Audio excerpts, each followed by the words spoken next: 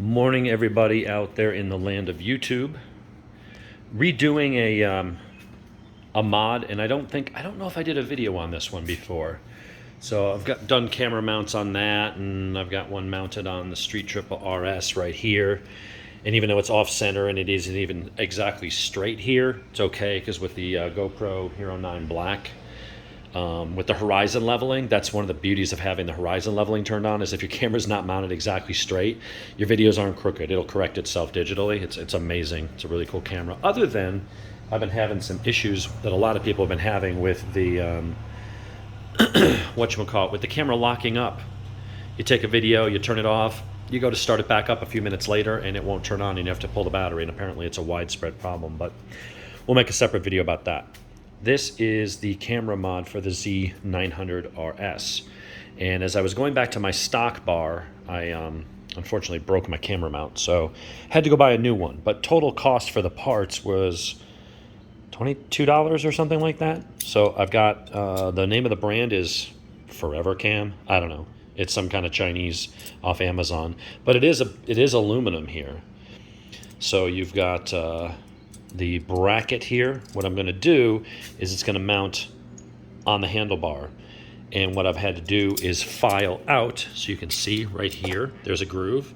So I took a file and I filed a groove so that this will fit underneath that. So this bar right here is going to go underneath, this is going to go on top, and I'm going to pause the video, quickly mount this up. I'll explain what I'm doing, but I don't have free hands, and I'm using my phone here, so I need that second hand. And what that will do is then put this up here. So we're going to go ahead and pause this for a moment. I've already loosened these bolts. Going to pop this off. This swings out, so I can put that on there and then swing it back and then clamp it down. And then I can put this piece, the top of the handlebar clamp, back on and torque that down. So I'm going to go ahead and do those steps right now and then show you the finished product, and we'll talk about it. Okay, so now just so you can see how this is mounted so far, I've gone ahead and just loosely clamped that onto the bar.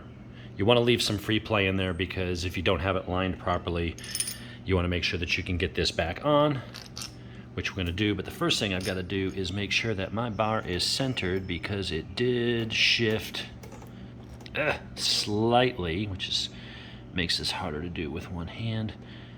That looks pretty damn good. So now this goes on,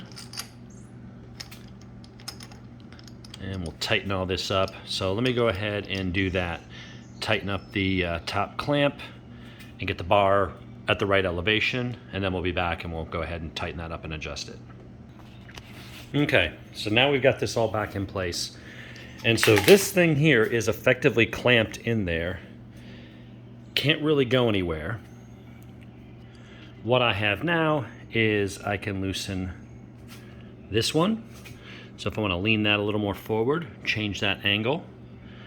This has just enough room that if you have to lift the tank up to like do the air filter or something like that, you can wiggle it past where it will not hit that, although I usually put a piece of electrical tape or duct tape on that edge just so it doesn't, the painted part, if it does make contact with that knurled aluminum, it doesn't scratch it. But you can loosen that,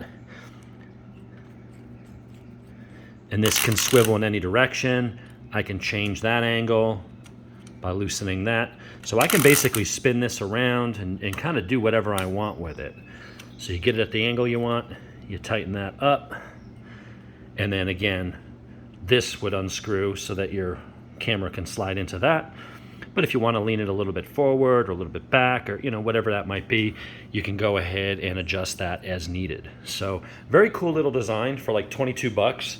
All you have to do, and luckily you do this on the bottom, you just take a file, measure the width, figure out where it is centered, and you just file a slight channel that's a couple millimeters here so that fits in it, because the aluminum is thick enough that it will it'll push against this on the other side and push that up and make this bow out a little bit. So you just cut the channel on that edge and on that edge with a file, and then go ahead and put it back, clamp it up, and that thing is steady as a rock. It's going nowhere. I'm not worried about vibration because, again, with the Hero 9 Black with the Max Lens mod, The whatchamacallit on that is the image stabilization is sick. It's incredibly good. And so I don't have any concerns with that. And then this comes with a little tool here, so you can tighten up those screws and make sure it doesn't move anywhere. But the way it's clamped in between that bar there, and that's a big piece of aluminum there, pretty thick, this thing isn't going anywhere. This is a very solid mount. In fact, the weakest part of the mount is going to be this piece of plastic here. This is all aluminum, but I wanted to extend it, so I ordered a little extension pack. But they were plastic. I need to see if I could find an aluminum one, and then that thing is just going to be crazy strong. So unfortunately, I broke it when I was trying to do something. I went back to the stock bar. You know, you've seen the videos on the MA006 and the MA009, which are up there on a shelf. And you know what's really weird, and this doesn't make any sense to me? The MA006 and MA009 cause my neck to hurt. And it's like, oh, well, it's too aggressive. Well, what do you call that?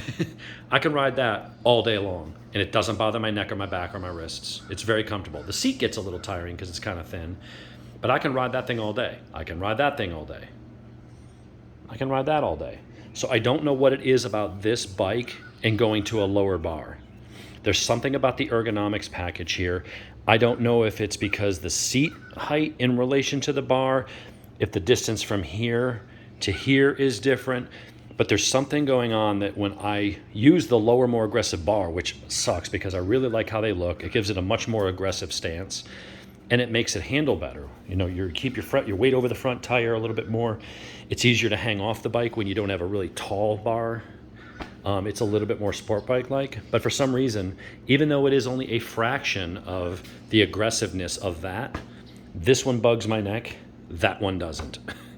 So I'm at a freaking loss trying to figure out that. But when I went back to the other bar, I was trying to move that, and I broke one of the pieces off. So and one of the plastic pieces, but the old one, because I lost this tool and I had been using a pair of pliers to open and close it, I kind of chewed it all up. So I was like, you know what, if I'm going to replace all this stuff anyway, let me just go ahead and get a nice one, brand new, not scratched. So it's cheap enough. I think this was like $16,775 for the metal clamp. And then a pack of these, 4 of these, 2 long and 2 short, was another $5 or something. It was like $22 for everything.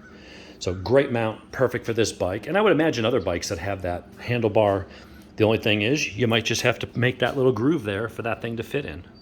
But as soon as you do that, bolts right up. It's good. So there's a little mod, a little do-it-yourself for the day. You make a really nice mount for your camera system for this bike for $22. Enjoy.